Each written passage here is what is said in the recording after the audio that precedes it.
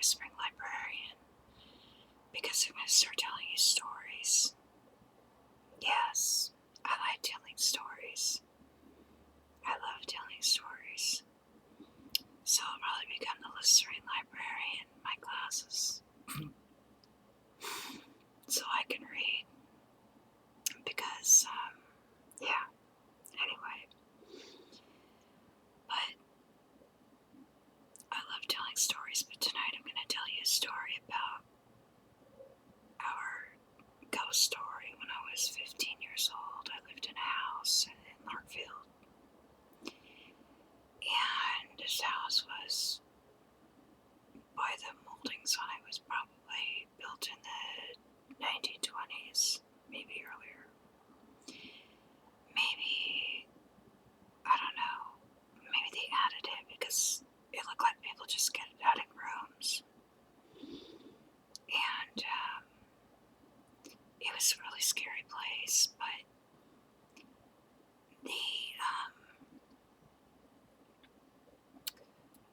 my sister and I actually had the biggest room, and my sister slept in this room in the back that was really super cold, and she didn't like sleeping in there because it was really, really, really cold.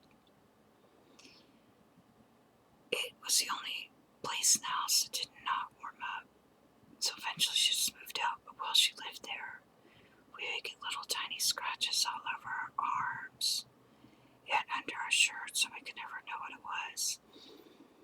And then once in a while, we would see dust falling down from out of nowhere. Just dust and little feathers just falling. It was creepy. And then my cat would get up in the middle of the night and just walk around my bed. She was really protective of me.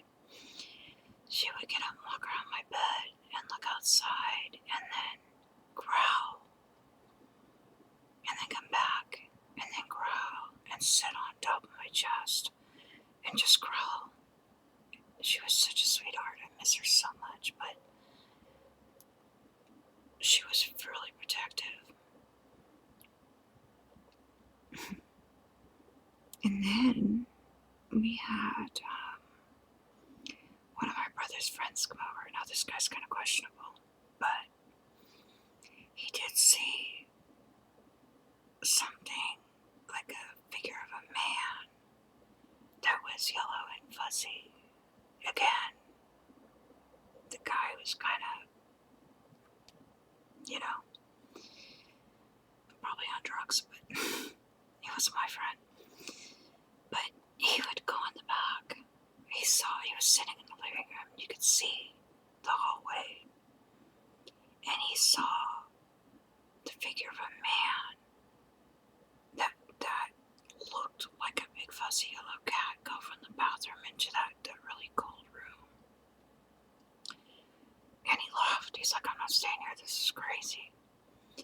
And then my sister's friend, one night, they were playing cards, and her face just goes all white.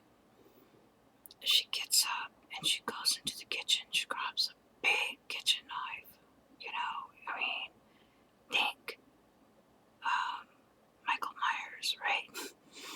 Big kitchen knife, and goes in and walks into that room, into the side room, because we had the window looked like it was once an outside window, but then somebody built another part of the house to it.